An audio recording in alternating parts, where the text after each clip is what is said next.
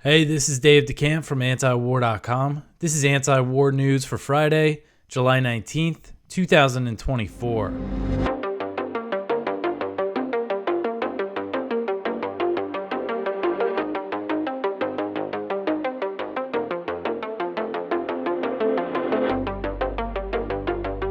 All right, the first story at the top of antiwar.com today, Netanyahu visits Israeli troops in Rafah. So on Thursday, Israeli Prime Minister Benjamin Netanyahu made a surprise trip to visit Israeli troops in the southern Gaza city of Rafah. And while he was there, he said Israel must maintain control of the Gaza-Egypt border, known as the Philadelphia Corridor. So Netanyahu has previously said, this is one of his new demands that he has issued, that any deal with Hamas must allow Israel to maintain control of the border, the Gaza-Egypt border, and that includes the Rafah crossing, which has been cut off to aid delivery since Israel took control of it on May 7th. The Prime Minister's demand has complicated talks not only with Hamas, but also with Egypt, which opposes indefinite Israeli control of the border. According to Netanyahu's office, he said in Rafah that the Israeli troops there understand, quote, that our holding the Philadelphia Corridor and the Rafah crossing are vital for the future, end quote. He added that the military pressure the soldiers were applying was helping advance a hostage deal, but as we've been covering quite a bit, Netanyahu has been working to sabotage a potential agreement, and this is something that's been widely acknowledged by Israeli officials. The Mossad chief has said, his demands are preventing a deal. And it's clear to anyone who's paying attention that that's the situation that we're in here. And Netanyahu also discussed his upcoming trip to Washington. He said, quote, next week I am leaving for the U.S. to address both houses of Congress. I am going to present the justice of Israel's case, end quote. Israel's cause, sorry. So there's something really symbolic about him doing this, right before going to Washington. Netanyahu visiting this conquered part of Gaza where, there was over 1 million civilians sheltering. For the weeks and months leading up to Israel's invasion of Rafah, you had Biden, Blinken, Sullivan, all the top-level U.S. officials saying that they didn't want Israel to go in there without taking into account, without a real plan for the civilians. But what did they do? They invaded, they captured the crossing, cutting off the aid coming through there. Killed lots of civilians in Rafah. Many of them fled to these so-called safe zones, and they're still getting bombed there. So he went ahead and did that. And here he is visiting the city right before he goes to the U.S. to get more support, and he's maintained U.S. support this whole time.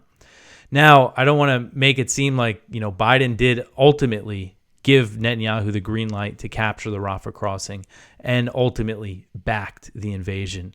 So it's not like Netanyahu did it all on his own, but, just remember all the stuff that they were saying, and now we see this. And again, with the hostage talks, I'm looking at the statements from U.S. officials. I saw the ambassador to the UN just said yesterday that, the only thing standing in the way of a deal is Hamas. We need pressure on Hamas. When you have the Israeli prime minister just openly doing everything he can to make sure a deal is not reached, a ceasefire is not reached, and you still have the Biden administration going around saying that that's what they're working for. And they're working for a two-state solution too, but we saw the Israeli Knesset vote against a Palestinian state.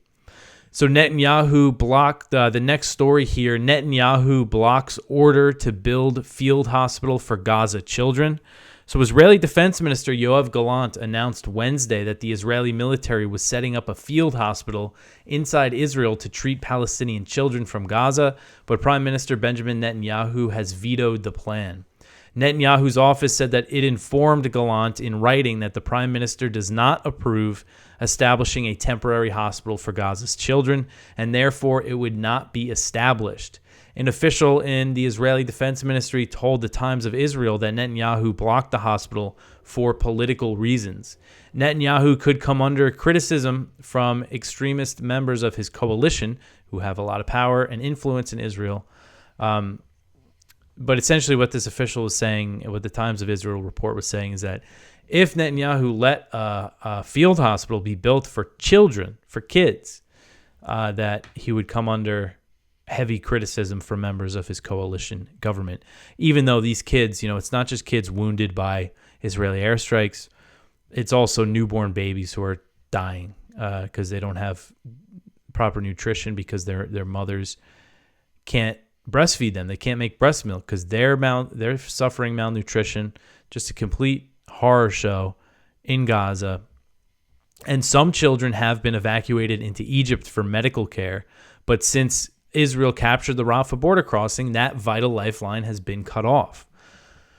So according to the latest numbers from Gaza's health ministry, nearly 16,000 children have been killed by the Israeli assault on Gaza, and about 38,000 have been wounded, which includes many amputees. Due to the Israeli siege, children's limbs have been amputated without anesthetics. Foreign doctors and health workers who volunteered at Gaza hospitals have recalled horrific scenes, when they return home. There's one story I remember from this British surgeon. It always kind of stuck with me. His name's Nick Maynard, and he worked at Gaza's Al-Aqsa hospital and recalled a story about a young girl who was left to die on the hospital floor. He said, quote, "One child that I'll never forget had burns so bad you could see her facial bones.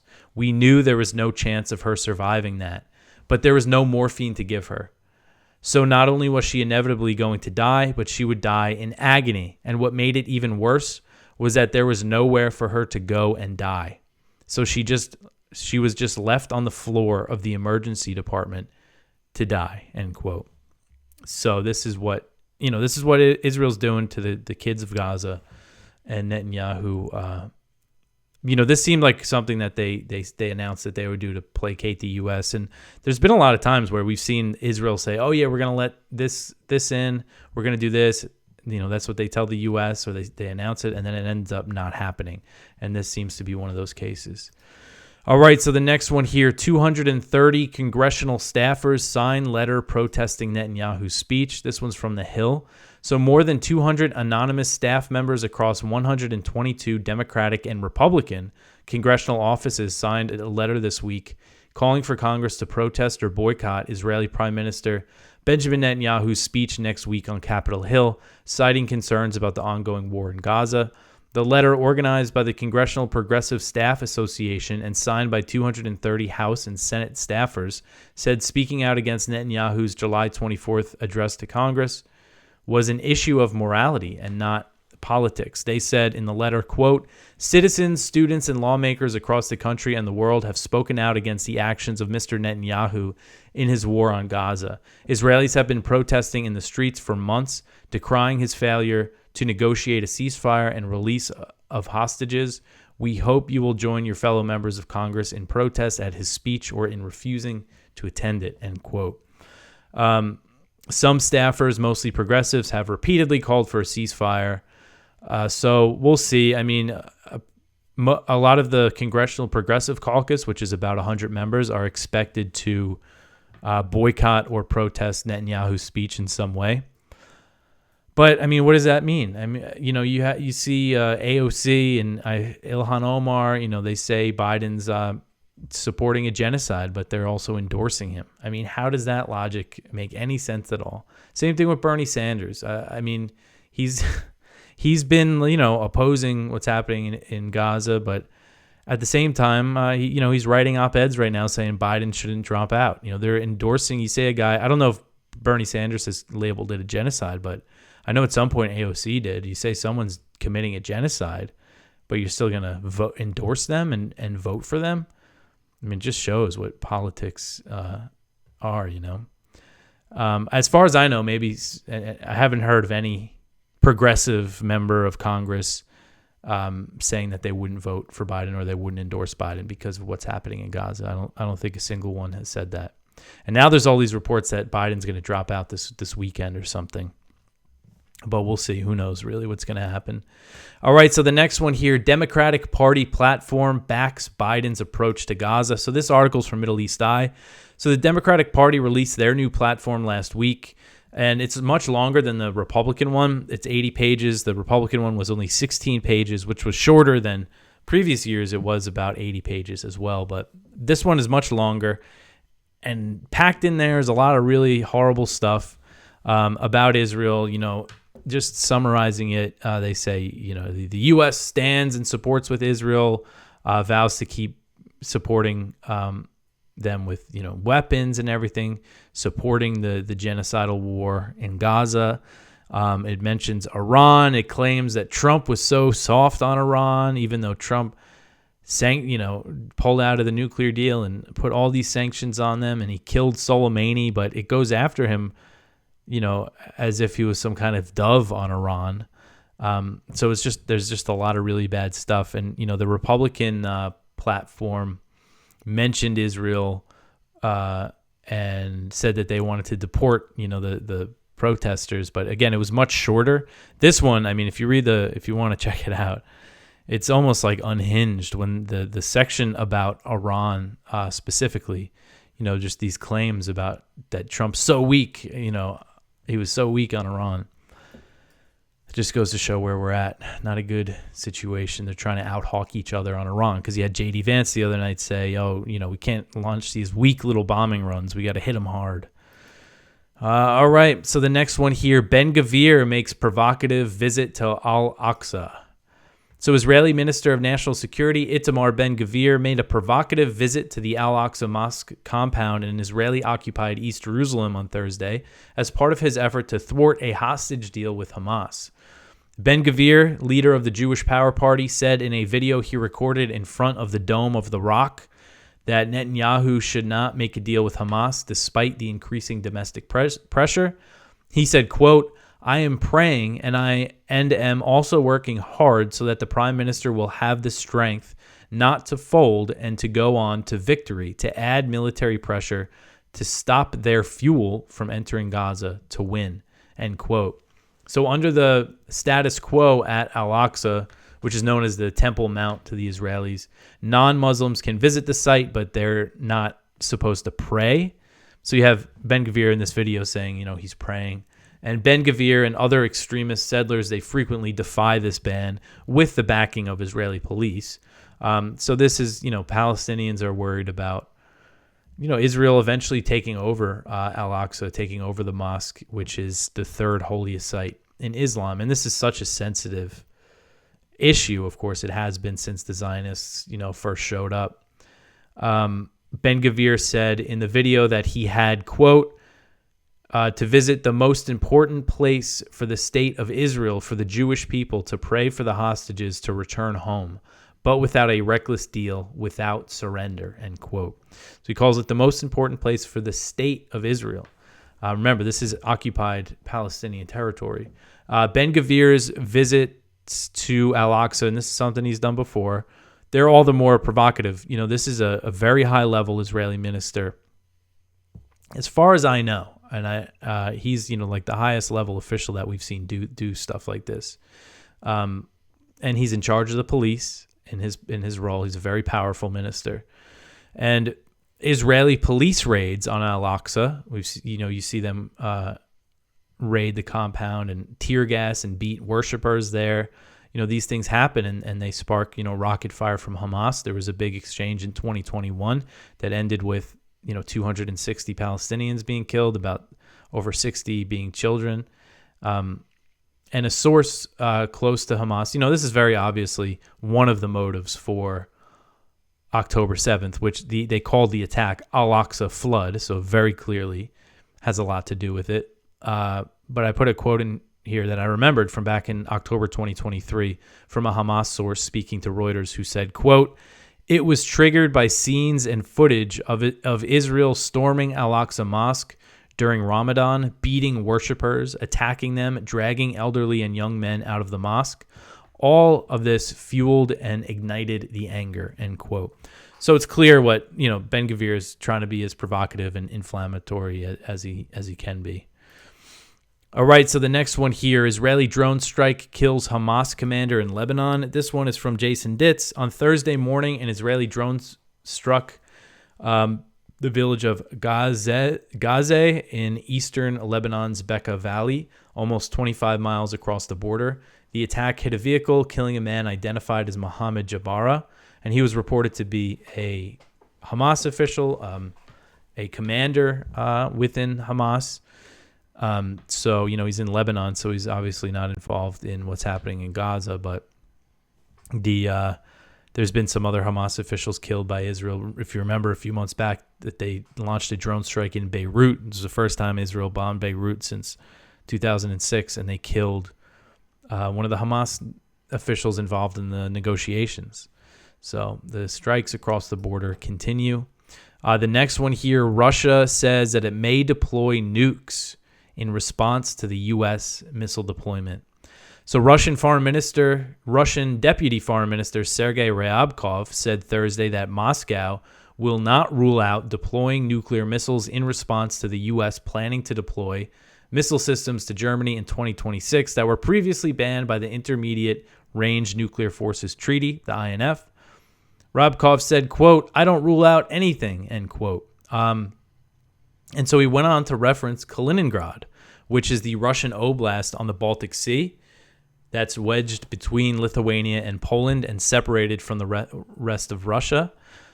He said that Kaliningrad, that this territory, this is Russian territory. It's like Alaska. Think about it like that, separated from the U.S. That's Kaliningrad for Russia, and it's wedged between two NATO countries on the Baltic Sea. And when I heard of this American missile deployment, the first thing I thought was that Russia might respond by deploying missiles to Kaliningrad. And that seems to be what Ryabkov is hinting at here. He said, quote, "Kaliningrad is no exception in terms of our 100% determination to do everything necessary to push back those who may harbor aggressive plans and who try to provoke us to take certain steps that are undesirable for anyone and are fraught with further complications," end quote. So the INF, I know I went over this a lot lately, but the details I think are important. It banned land-based missile systems that had a range between 310 and 3,400 miles. The U.S. is going to be deploying a missile system that fires land tomahawks, which have a range of about 1,000 miles, and they are nuclear capable. They didn't say that they're going to deploy nuclear-armed tomahawks, but the possibility has certainly been left open. And these are, the Soviet Union and the U.S. had these types of missiles armed with nuclear weapons pointed at each other during the Cold War. It was in 1987 that the INF Treaty was signed, and then that helped really ease tensions.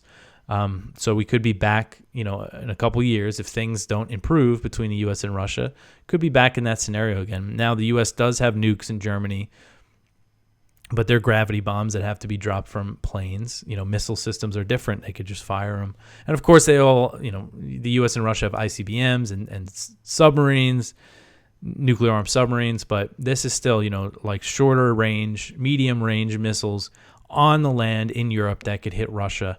It's a very big provocation, a very big escalation. And, of course, I think it's the thing that Russia was the most, unhappy about when it came to the NATO summit. It was announced during the NATO summit, and the way Russian officials reacted, you could tell it was probably the biggest deal to them.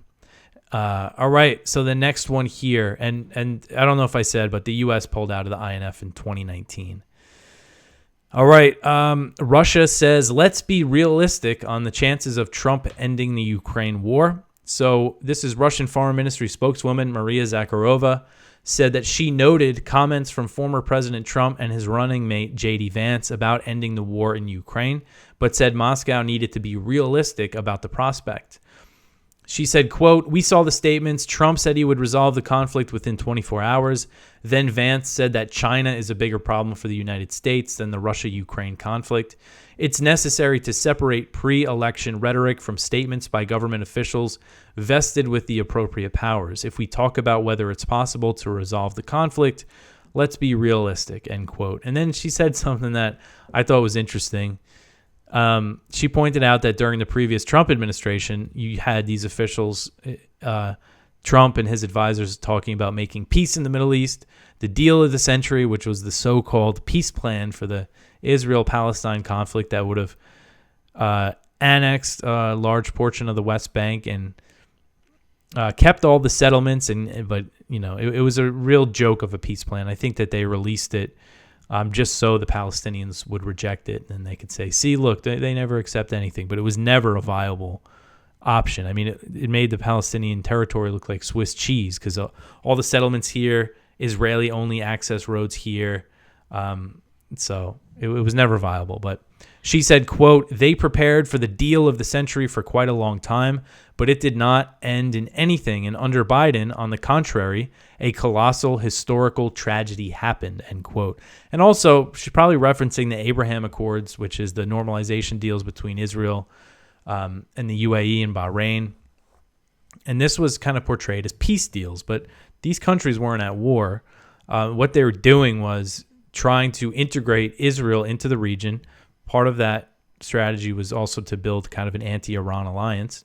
But the idea was to integrate Israel in with these Arab countries without settling the issue with the Palestinians. And that backfired tremendously. But you have Vance and Trump and all their supporters, the idea is, oh, he was signing peace deals, but these are the consequences of trying to do this. And Biden was, apparently the Saudi-Israel deal was moving along before October 7th, and the Saudis were ready to just sell out make a deal without the Palestinians getting a state. That was always their condition, and they essentially said, we have other concerns. We want a defense deal with the U.S. Who cares about the Palestinians? And it didn't work out. And this is something Scott Horton always brings up. I mean, just maybe a week or two before October 7th, Netanyahu spoke at the General Assembly, and this was what he was talking about in his speech was, Israel, integrating, and he held up a map that showed Israel as, the West Bank and Gaza included in the border, and there was no Palestine. And again, just a week or two, it was September 2023, right before October 7th. All right, so the next one here, the U.S. was involved in 196 operations against ISIS so far in 2024. According to U.S. Central Command, the U.S. and its partner forces were involved in 196 missions against ISIS in Iraq and Syria that killed 44 ISIS operatives during the first half of 2024. In Iraq, CENTCOM said it was involved in 137 operations with government forces that killed 30 ISIS fighters and 74 more were detained. Now remember, earlier this year, Iraqi Prime Minister Mohammed Shia al-Sudani was calling for the U.S. to withdraw. He said Iraqi forces could handle things. They don't need the U.S., but it seemed like they put the pressure on him. The U.S. has enormous economic leverage over Iraq. They could destroy the economy. I think that's kind of why this withdrawal idea is not really being considered anymore. And then in Syria, CENTCOM said that it participated in 59 operations with the Kurdish-led SDF that killed 14 and another 92 were detained. This year, Amnesty International said in a report that the SDF was responsible for torture and mass death due to the conditions of the prisons it has set up for ISIS, which hold many children. So when they say they detain people, does that mean that they're going to these torture camps?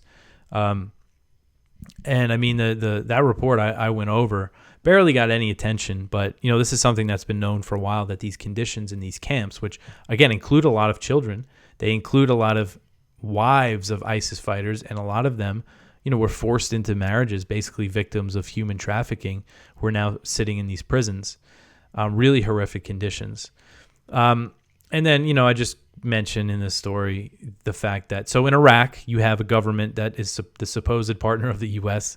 that says they don't need the U.S. anymore, but they're still there because they're essentially holding that country hostage with their economic leverage. And then in Syria, you have the U.S. backing this Kurdish, the SDF, and the Syrian government is opposed to the U.S. occupation. The Syrian government and its allies, Iran, Russia, they're all enemies of ISIS. So if the U.S. withdrew, it's not like they would continue to fight ISIS. And ISIS doesn't hold any significant territory. They just, have these militias in like rural areas that they go out and launch these operations. Some of them are in caves, in the mountains. So there's ambushes occasionally of, Syrian soldiers and stuff. But this is just the excuse for the U.S. to stay in Iraq and Syria. The real reason that they're there is to counter Iran and occupy Syria, control the oil so they can maintain this economic siege on Syria. And Israel wants them there, too. That's another reason why they're there. All right, so the next one here, Kenyan soldiers patrol Haiti and U.S. armored vehicles. This one is from Kyle Anzalone at the Libertarian Institute. So Kenyan police, this U.S.-backed intervention in Haiti has started. Hundreds of Kenyan soldiers deployed to Haiti began patrolling the streets around the National Palace. Gunfire was heard during the operation, and an American armored vehicle broke down. So no sign really of any casualties or anything, but these guys are, this is funded by the U.S. I believe $100 or $200 million that the U.S. has promised for this. And they're using the MRAP armored vehicles, and apparently one of them broke down, and there was a video online of that. So this is underway now, and the number of Kenyan soldiers, there's very few, only like 1,000 or 2,000.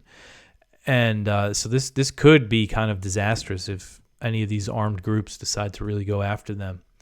And Kenya's got its own crisis. There's huge protests going on there against the government, and they're still doing this deployment because the U.S., egged them on and made them a major non-NATO ally, and they're getting more military aid from the U.S.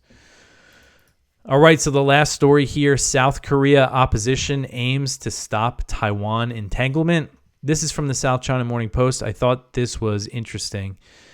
South Korea's opposition parties controlling the National Assembly are set to introduce a bill to prevent the South Korean military from intervening in a crisis over Taiwan, a top opposition leader said on Thursday.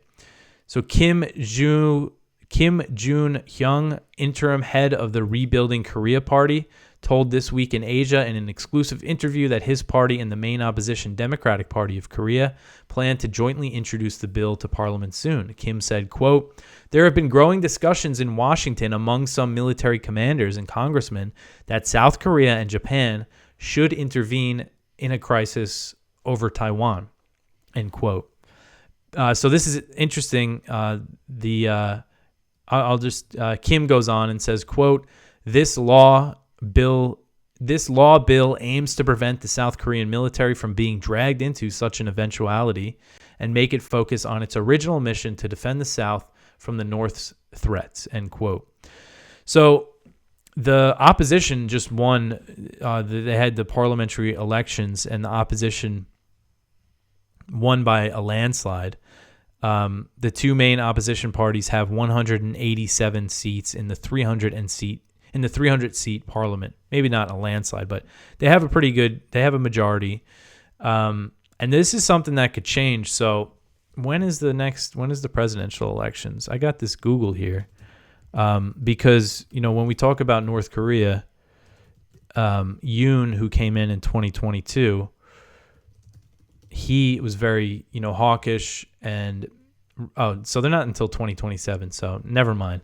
I was going to say, you had Trump when he was in, it didn't go anywhere, but his meetings with Kim Jong-un, pushing for, peace on the Korean Peninsula, pushing to, even just the dialogue, was really something. So I thought maybe if there were presidential elections soon and the opposition came back in, maybe that would have a chance of happening again. But I think right now, if there are some people on the Trump team that want to do that again, Yoon could be an impediment to that, because he wants the U.S. to send nukes, bombers, and all that stuff that Biden's been doing for him.